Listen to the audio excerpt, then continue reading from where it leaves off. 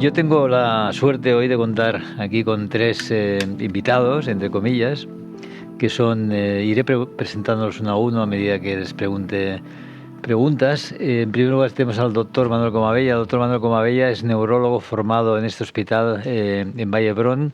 Hace ya algunos años estuvo haciendo un postdoc en Harvard durante 4 años y luego tuvimos la suerte de ficharlo como director del laboratorio de neuroinmunología. Y él fue el beneficiario de una de las becas del año pasado, ¿verdad? Que se llama exactamente Estudio de la quitinasa 3-like-1 como biomarcador pronóstico de neurodegeneración y potencial diana terapéutica en esclerosis múltiple para frenar la progresión de la enfermedad. Sí, primero de todo, buenos días o buenas tardes. Me gustaría agradecer a Esclerosis Múltiple de España y a los donantes, ¿no?, por su contribución a la investigación a través de este tipo de ayudas que todos sabemos cuán importantes son hoy día, ¿no?, para avanzar en ciencia. Nuestro grupo hace algunos años propuso la proteína quitinasa 3-like-1, en adelante quitinasa, como un biomarcador pronóstico en la esclerosis múltiple, en base o basándonos en estudios que demostraban que concentraciones elevadas de esta proteína en el líquido cefalorraquídeo, ¿no?, sobre todo en las fases iniciales, se asociaban con mayor riesgo de progresión en la discapacidad de los pacientes. En estudios posteriores vimos que la quitinasa también podía, por sí sola, inducir un daño en las neuronas de los pacientes con esclerosis múltiple. Primero lo demostramos en neuronas de ratón y más recientemente en neuronas humanas de pacientes con formas progresivas. En este contexto pensamos que la quitinasa no es solo un biomarcador pronóstico en la enfermedad, sino también una posible o potencial diana terapéutica, sobre todo en los pacientes con formas progresivas. Estos hallazgos son importantes o constituyen el core o el núcleo del proyecto, ¿no?, financiado por Esclerosis Múltiple España, que ahonda o estudia de una forma más detallada cómo interacciona la quitinasa sobre las neuronas con el fin de identificar compuestos que puedan bloquear su acción sobre este tipo de célula. Muchas gracias, Manolo. Porque hablas de la progresión específicamente, ¿no? Y tú además que alternas la investigación en el laboratorio con la práctica clínica, viendo pacientes con esclerosis múltiple, es difícil detectar la progresión de la enfermedad desde un punto de vista clínico. ¿En qué medida este tipo de biomarcadores, por ejemplo, nos podría ayudar? Sí, en estudios realizados por otros grupos han demostrado que niveles elevados de la proteína en líquido cefalorraquídeo de los pacientes predicen el desarrollo de una fase secundariamente progresiva en los pacientes, y estudios más recientes realizados por nuestro grupo hemos visto que concentraciones elevadas, no en líquido sino en sangre de los pacientes, también se asocia con un mayor riesgo de progresión en la discapacidad a largo plazo en los pacientes tras el seguimiento. En este contexto pensamos que la quitinasa pues es un biomarcador pronóstico que puede ayudar a predecir a aquellos pacientes con mayor riesgo de progresar en su discapacidad, principalmente aquellos con formas progresivas. Entonces estos pacientes serían a priori los candidatos ideales para ser tratados con los compuestos que identifiquemos dentro del proyecto M1, con el objetivo último de prevenir o frenar la progresión de la discapacidad de los pacientes. Muchas gracias, Manolo. Después tenemos más preguntas que quizá podamos compartir entre todos. Ahora me gustaría presentar a la doctora Carmen Espejo. La doctora Carmen Espejo es investigadora básica, es principal investigadora del Instituto de Investigación del BIR, de nuestro hospital. Lleva muchos años ya trabajando en el estudio de los mecanismos básicos de la enfermedad, en el modelo animal de esclerosis múltiple, pero también en muestras de humanos, etcétera. Y ahora pues nos explicará su trabajo, ¿no?, que también fue premiado el año pasado. Pero antes me gustaría decir que, evidentemente, cuando un paciente tiene una esclerosis múltiple, pues tiene una enfermedad que luego hablaremos, quizá inflamatoria, quizá neurodegenerativa, pero llega un momento que además empieza a enfrentarse con no diría la senectud, pero sí con el hacerse mayor, vamos a llamarle así, ¿no? Empezamos a a tener que luchar contra la senectud, además de contra la enfermedad. Y eso es un factor añadido. Y creo que tu proyecto, Carmen, de alguna forma está relacionado con ese concepto, ¿no? Sí. Explícanos un poquito, por favor. Sí, yo también me reitero con las palabras de Manuel en dar las gracias a Esclerosis Múltiple España, pero también a todos los donantes que han hecho posible que estos proyectos se financien y que podamos avanzar en nuestras investigaciones. El proyecto que nosotros planteamos parte de estudios hechos en animales de experimentación, en los que vimos que animales envejecidos tenían una mayor discapacidad que los ratones más jovencitos y tenían mayor afectación clínica y también mayor afectación a nivel del sistema nervioso central.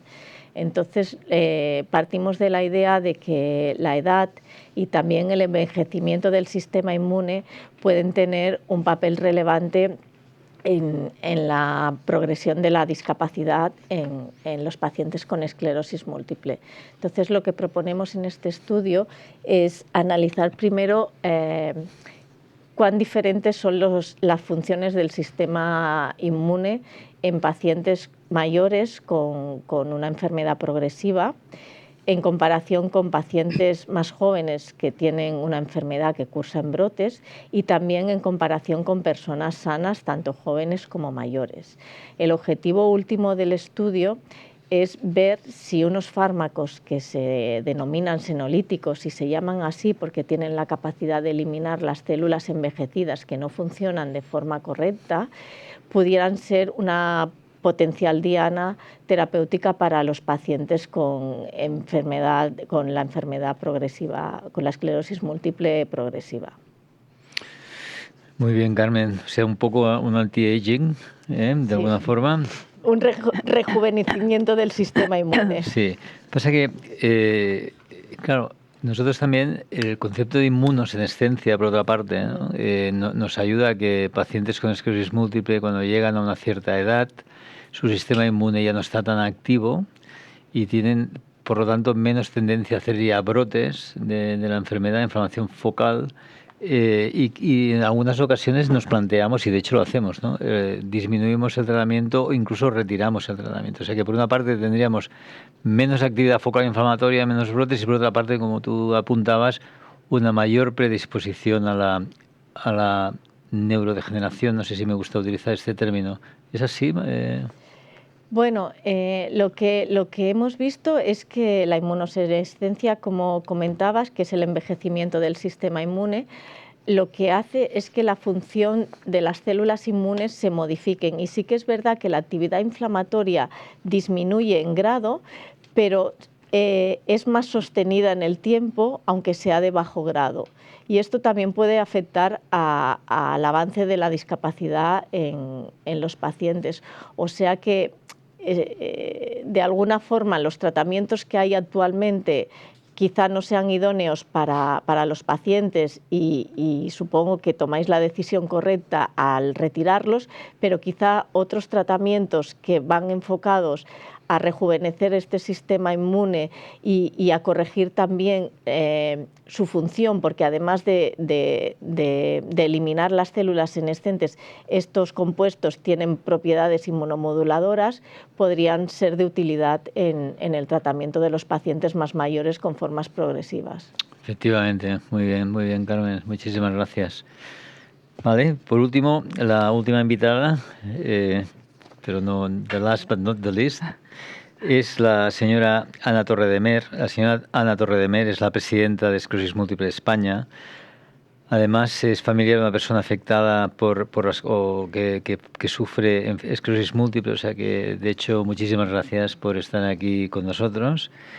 Y aquí hay una serie de preguntas, pero una afirmación primero. Esclerosis Múltiple España, llevan ustedes apoyando la investigación de la esclerosis múltiple desde hace al menos 11 años para este tema en concreto, del proyecto M1, y con más de 1,8 millones de euros, que, como ya he dicho al principio, esto en este país es una cifra que a mí se me antoja muy considerable, ¿no? Díganos cosas, Ana. Bueno, esto empezó con una idea que se llamaba Proyecto M1. En M1 pretendíamos hacer un proyecto de crowdfunding, que es con €1 puedes conseguir muchas cosas, ¿no? Y de euro en euro, bueno, pues claro, había quien daba €1, había quien daba mucho más y hemos ido evolucionando hasta conseguir todas estas cantidades. En primer lugar, queremos dar las gracias a todos los donantes que estáis aquí, a todos los que no están, pero que han hecho posible todo esto, porque si no, no existiría proyecto ni existiría todo lo que estáis haciendo en pro de la investigación. Ya llevamos muchos años con estas becas y estamos muy contentos de los resultados obtenidos y de la tarea hecha hasta ahora. Gracias, Ana. Yo creo que eres presidenta de EME y además, como ya hemos dicho, eres familiar de una persona afectada a esclerosis múltiple. ¿Sobre qué temas te gustaría especialmente que se investigara? A ver, yo aquí represento a todas las personas con esclerosis múltiple de España, que son las que conforman Esclerosis Múltiple España M, y en particular pues como madre de una chica con esclerosis múltiple. Yo creo que todos vamos en lo mismo, ¿no? Hablando con todos nos dicen que lo que queremos es una cura para la esclerosis múltiple. Somos conscientes de que es un deseo difícil de conseguir, pero que se va avanzando en ello, pero sí que conseguir que la enfermedad llegue a un estado en el que afecte lo menos posible a la vida de cada día de los pacientes. Podemos añadir más detalles, ¿no? Se pide sobre todo pues revertir los efectos de la esclerosis múltiple, conseguir una remielinización, que hemos estado comentando un poco con la doctora, que es también a lo que se dirigen muchas investigaciones. Son muchos los deseos y somos conscientes del avance y en eso estamos luchando. Primero parar, ¿no? Primero parar la Sí. enfermedad, ¿verdad? Como dices, Sí. Ana, porque de alguna forma si paras, de hecho, permites que los mecanismos de regeneración propios de nuestro organismo empiecen a funcionar también, ¿no? Ujú. Que a medida que nos vamos haciendo mayor, cada vez son de menor intensidad, Ujú. pero aún así existen, ¿no? O sea que vale, muchas gracias. La última pregunta en esta parte de la entrevista es si M tiene pensado seguir apostando por el proyecto M. Desde luego, no vamos a parar. Estamos muy contentos de los resultados, pero sabemos que no es suficiente.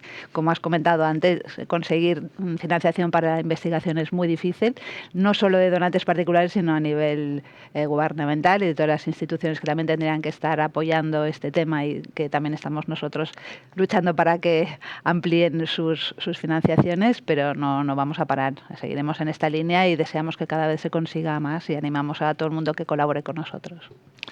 Pues muchas gracias, Ana, porque en estos momentos de dificultad internacional máxima y de preocupación máxima a nivel de la investigación que se está realizando en estos momentos, los recortes que se están realizando en investigación en Estados Unidos, que son absolutamente preocupantes y que van a tener un impacto sin ninguna duda sobre determinadas áreas de la salud de las personas, ¿no? Yo creo que oír una voz fresca y desde luego decidida siempre es muy bienvenido, ¿no?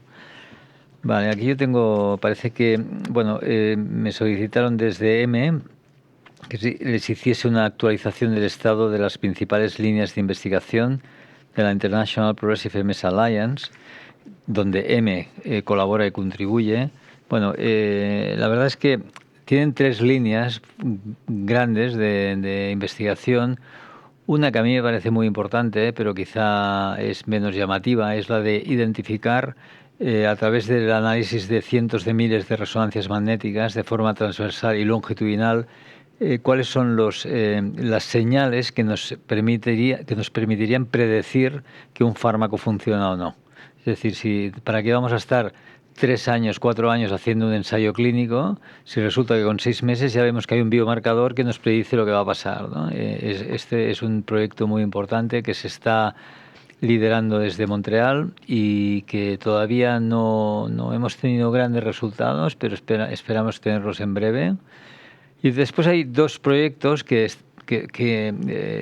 involucran a muchísimos grupos de investigación de todo el mundo, que tienen como objetivo precisamente ese, ¿no? El de identificar sustancias, moléculas que sean de utilidad para el tratamiento de la neurodegeneración y de la remielinización, ¿no? Son proyectos de forma muy simplista, lo acabo de decir, pero que tienen una complejidad extraordinaria y que al final estamos ya en 3 moléculas que se han identificado y esperemos que vayan a ser estudiadas en la clínica en breve, ¿no? La verdad es que ha supuesto muchísimo esfuerzo. La Progressive MS Alliance lleva ya años, no sé cuántos lleva, pero 11 debe llevar también 11 años, ¿no? Y bueno, yo creo que hemos de zarandear un poco más los resultados y darlos a conocer mejor, ¿no? Aquí hay más preguntas que envían desde de diferentes sitios. Uno muy práctico es: ¿qué tratamientos hay para la esclerosis múltiple secundariamente progresiva? El primer concepto que quizá deberíamos señalar aquí es que ahora mismo hay un intento para transformar los fenotipos clásicos, ¿no?, de la esclerosis múltiple, que si forma en brotes, que si forma secundariamente progresiva, que si forma primariamente progresiva, y identificando que hay un solo mecanismo de producción de la enfermedad, que hay una sola enfermedad y que hay más bien estadios de la misma, ¿no? Entonces, cuando a una persona la etiquetan como forma secundariamente progresiva, parece que ya necesariamente va a progresar, parece que ya, y no necesariamente va a ser así, ¿no? Entonces ahora hay un intento de este sentido, pero en concreto para la pregunta esta, diría que todos los fármacos que se utilizan para las formas en brotes podrían en principio ser utilizadas para forma secundariamente progresiva activa. Es decir, tú tienes una forma progresiva, pero que además tiene brotes o que hace resonancia y ves que hay actividad inflamatoria. En principio, todos los fármacos podrían ser utilizados ahí. Quizá el más indicado sería el siponimod, porque es el que se ha probado en esta forma de enfermedad concretamente, y esperemos que en breve haya más, y sobre todo uno muy importante, que sería el tolebrutinib, que es un inhibidor de la BTK, que ha demostrado eficacia en la forma secundariamente progresiva no activa. Y esta es la primera vez que esto es la primera vez que sucede, que en pacientes que tienen una forma secundariamente progresiva, pero que no tienen actividad inflamatoria, que le haces una resonancia no se mueve, que no tiene brotes, resulta que tiene un efecto positivo sobre esa progresión de la discapacidad. Esperamos que en septiembre se apruebe en la FDA. En Europa siempre vamos bastante más tarde. Esperamos que los nuevos BTKs, inhibidores de la BTK, que sabremos a final de año uno de ellos y el año que viene el otro, sean todavía más eficaces para el tratamiento de esta forma o este momento de la enfermedad sobre el cual no tenemos ningún tipo de efecto positivo en estos momentos, ¿no? Luego, aquí hablan de las comorbilidades. Claro, las comorbilidades no queremos comorbilidades. Y las comorbilidades que podemos tratar, hay que tratarlas. Por ejemplo, si uno tiene obesidad, pues hay que intentar, entiendo la dificultad, porque si estás en una silla de ruedas, ostras, complicado no perder kilos, Si tienes diabetes, si tienes hipertensión arterial, si eres fumador, etcétera, etcétera, todas estas comorbilidades nos empeoran el pronóstico de la enfermedad de una forma muy ostensible.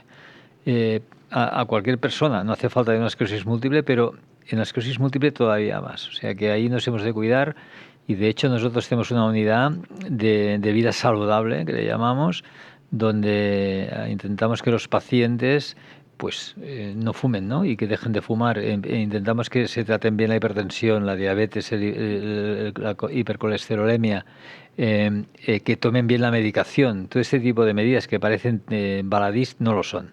No lo son. Y de hecho, cuando hablamos de la prevención del Alzheimer, la prevención de la demencia, prevención del infarto de miocardio, la prevención pasa por todo esto que estamos hablando aquí, ¿no? Y en el caso de la esclerosis múltiple es muy, muy importante.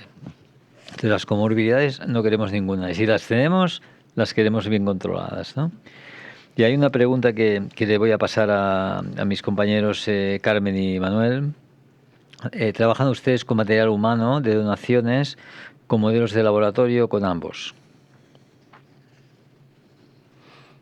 Carmen, tú primero. Yo mismo. Pues trabajamos con todo. Trabajamos con modelos in vitro, que pueden ser bien con células de pacientes o bien con células procedentes de animales.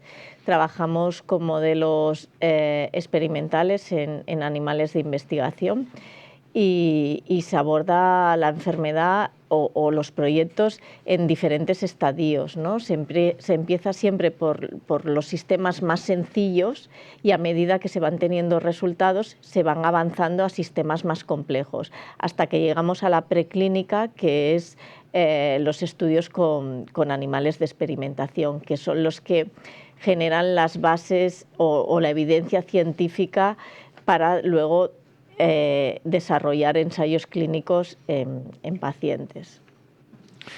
Bueno, yo creo que ya ha contestado Carmen, ¿no?, a la pregunta perfectamente bien.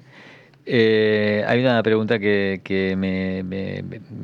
bueno, aquí me dicen, hemos de tener esperanza. Me refiero a, creo que hace un tiempo dijimos que probablemente podríamos curar la enfermedad, ¿no? Curar, una palabra seria, en unos años, 10 años o 15 años. Si definimos curar como ausencia de progresión, como parar la progresión de la enfermedad, porque yo siempre digo lo mismo, los médicos curamos poquito a poquito, curamos algunas infecciones, no todas, y los cirujanos curan algunas cosas, no todas. Pero además lo que hacemos es controlar. Si uno tiene una hipertensión arterial, pues no la curamos, sino que la controlamos, diabetes también, un asma, etcétera, etcétera. Entonces, con el concepto de curar como detener la enfermedad, hemos de ser optimistas en un periodo de tiempo de 10 años. Manolo, Carmen, Ana también. Bueno, yo creo que se está avanzando por el camino correcto. Creo que dentro de lo que es la progresión de la discapacidad, que creo que es una de las principales metas no cumplidas, ¿no?, de la enfermedad, como has dicho antes, influyen sobre todo, es un proceso crónico de neuroinflamación donde están involucrados por una parte unas células del sistema inmunitario, como son las células B, y por otra células que son propias o residentes dentro de lo que es el sistema nervioso central, que es el cerebro básicamente, o la médula espinal, que es la microglía. Entonces creo que estos dos protagonistas influyen en gran medida, ¿no?, dentro de lo que es la progresión, y es un claro ejemplo de que, por ejemplo, el tolebrutinib antes ha demostrado un efecto sobre la progresión porque justamente incide sobre estos dos tipos celulares que participan más en la progresión. Entonces yo creo que bueno, vamos por el camino correcto, aunque es difícil el poder llegar a parar la progresión, pero bueno, siempre hay que tener esperanza. Bueno, yo soy también de la opinión de Manuel, que lo que hemos visto en estos años es que somos capaces de controlar bastante bien el componente inflamatorio de la enfermedad, que hoy en día existen tratamientos que frenan casi por completo la actividad de la enfermedad, y que algunos de ellos van más allá y que están incidiendo en otras células que son las que están más relacionadas con la neurodegeneración y con el avance de la discapacidad. Entonces yo también sería optimista en pensar que vamos a llegar a buen puerto. Además están haciendo muchos esfuerzos. Cuando tú entras en las bases de datos de las revistas científicas, ves que cada vez es más grande la comunidad científica que se está dedicando a estudios que pretenden justamente esto, frenar o cuanto menos ralentizar la progresión de la enfermedad. Muchas gracias. Y yo creo que desde el punto de vista del paciente también es un avance muy importante, ¿no? A ver, el concepto cura es un concepto cura que tenemos todos desde que éramos pequeñitos, ¿no? ¿Cuándo me voy a curar?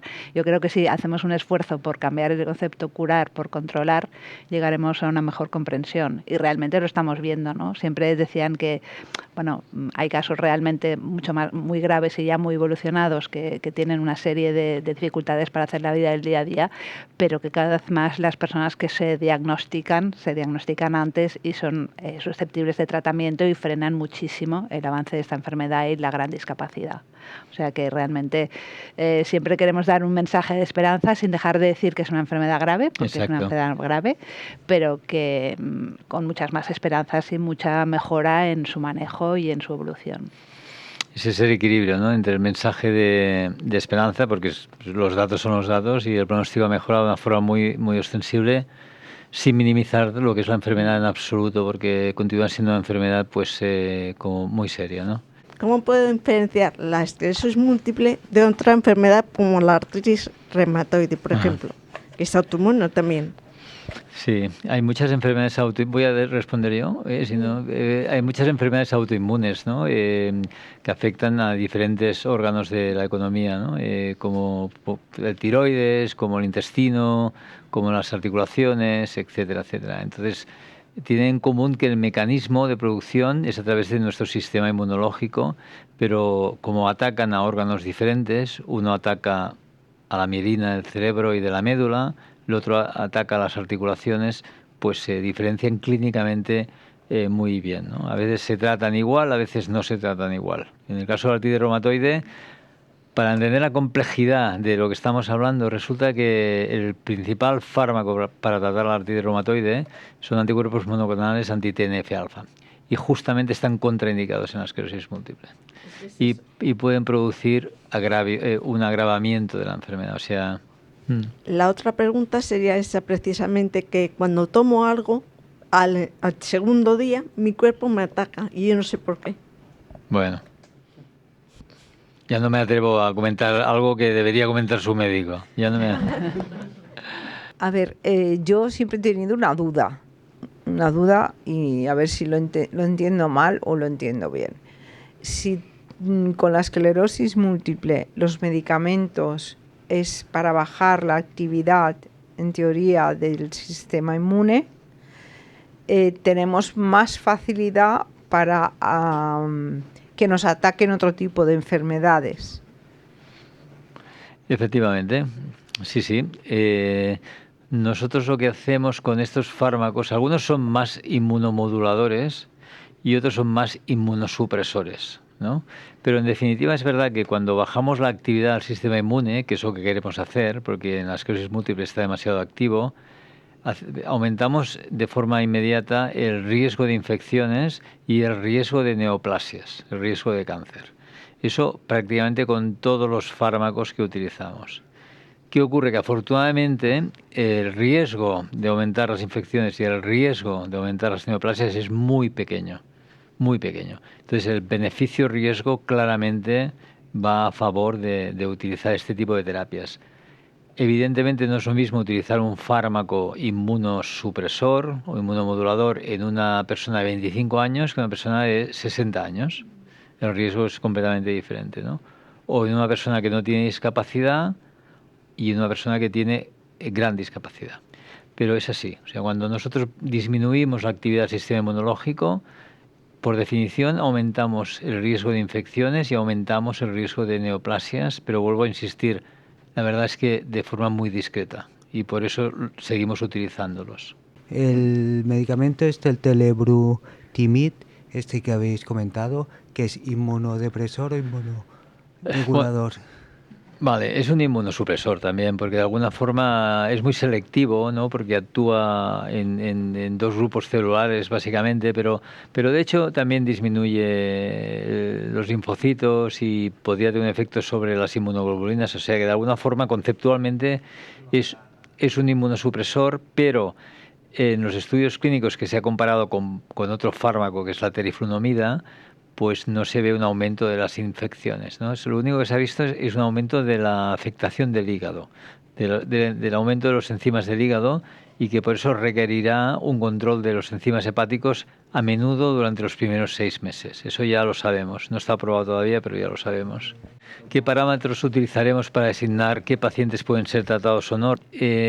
Ahora nos hemos de esperar a lo que se llama el label, ¿no? La indicación que la FDA y que la EMA nos den. Eso es muy importante, porque ellos nos van a decir, nos van a poner un marco de actuación. Entonces yo interpreto que se va a utilizar básicamente los pacientes que tienen una forma de enfermedad progresiva y que no tienen clara actividad.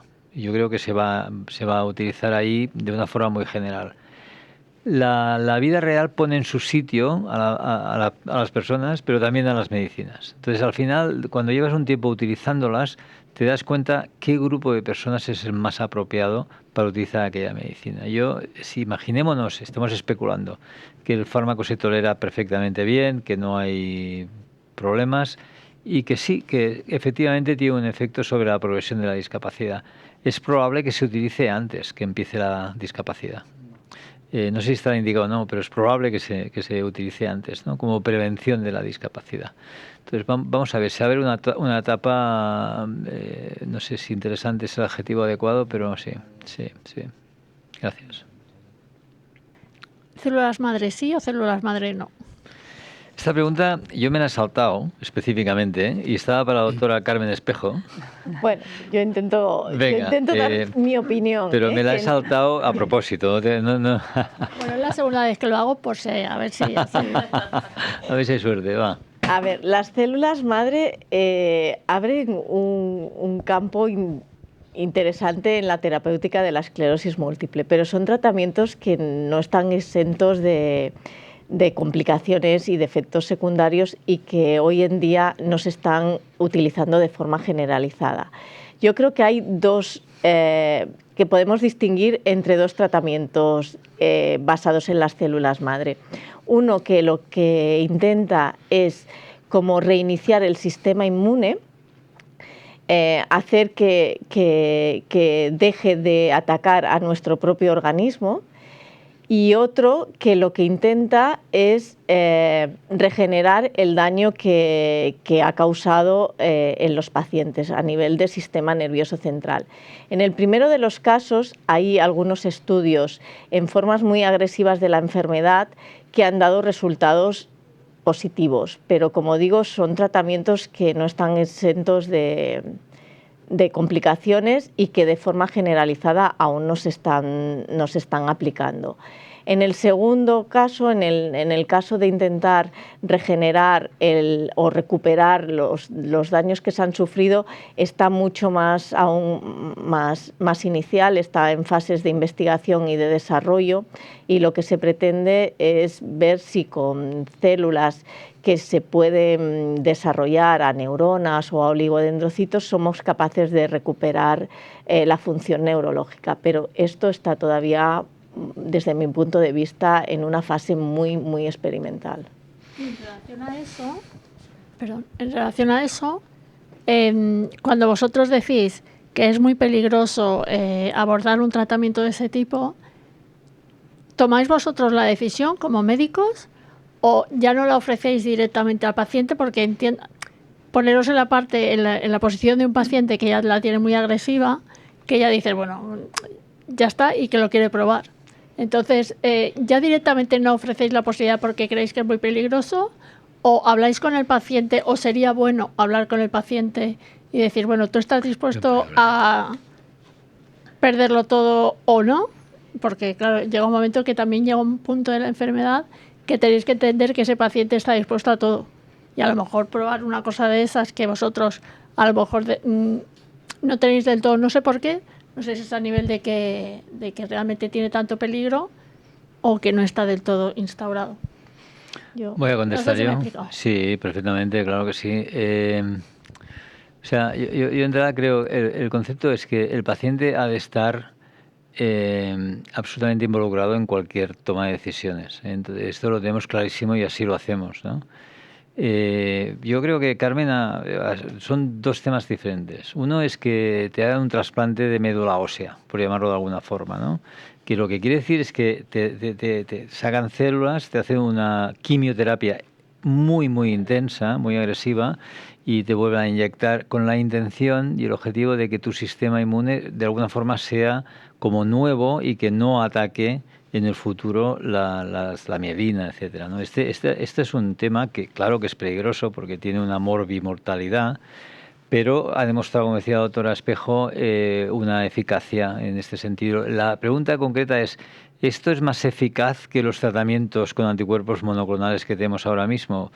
La respuesta no está clara y probablemente la respuesta es que no, o al menos no está demostrado. Entonces, por esto, el tratamiento de trasplante de médula ósea aquí lo indicamos muy de vez en cuando para pacientes que tienen una forma muy agresiva, muy inflamatoria, que a pesar de los anticuerpos monoclonales no funciona. Y luego está el otro apartado que es mucho más complejo, que estamos hablando de células madre en el sentido de regeneración tal. ¿Cuántos años llevamos hablando de esto? ¿15? ¿20? No ha habido nada. Es decir, que lo que está claro es que por mucho que hablemos hace 15, 20 años, de repente todavía, y se ha trabajado mucho, no hay ningún resultado realmente nítido, claro, tal. Y yo más que peligroso, que el peligro lo atribuiría a la primera situación, porque, hombre, haces una quimioterapia muy extensiva o muy intensa. Lo segundo es que no hay indicios de que eso funcione. Y lo que es más peligroso, en mi opinión, es que se hacen en clínicas ahora no voy a nombrar países, pero se hacen en clínicas de muchos países, en Europa también, para una persona, paga, les quitan sus células, las manipulan sí o sí, se las vuelven a inyectar. No tienes ninguna garantía del procedimiento, no tienes ninguna garantía de la calidad y tampoco tienes ningún tipo de garantía de que eso vaya a funcionar. Entonces, eso como médico no lo vas a poder ni plantear. ¿Cómo vamos a plantear algo en la consulta? La primera parte sí, en aquellos pacientes que no funcionan. La segunda no, porque la segunda tendríamos que plantear 1000 terapias que no han demostrado ningún tipo de eficacia, ¿no? Entonces, por eso no se plantea. Nosotros sí que planteamos, por ejemplo, ahora tenemos un ensayo clínico con CAR-Ts, ¿no? Que son células que coges del paciente, las manipulas, hacen que ataquen a los linfocitos B del propio paciente y entran dentro del sistema nervioso central. Hombre, es una terapia de una cierta envergadura, es celular, es una terapia celular. Estamos hablando de terapia celular, esta es una terapia celular y estamos haciendo 2 ensayos clínicos al respecto. O sea, hay que diferenciar un poco, porque el tema de la regeneración, etcétera, llevamos 15 o 20 años y todavía no hay un experimento claro, un estudio claro. Y ahí estamos muy encallados. Estoy por la primera. La primera es más bien, esto sí que lo hacemos, pero muy ocasionalmente, porque de hecho con los monoclonales que tenemos ahora tan potentes, tampoco sabes qué beneficio tienen, ¿no?, sobre los monoclonales, pero en algunos pacientes lo indicamos.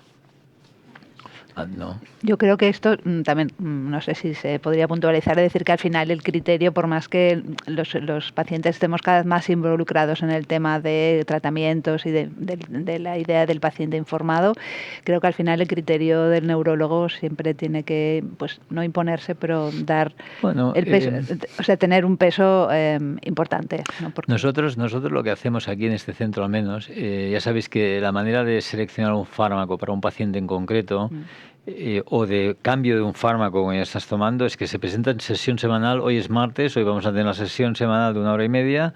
Se van a presentar todos los pacientes que van a ser tratados por primera vez o bien que van a cambiar de tratamiento. Hay como 18 o 20 neurólogos de aquí y de otros centros que discuten el tratamiento más adecuado y al final se llega a una vamos a llamarle decisión.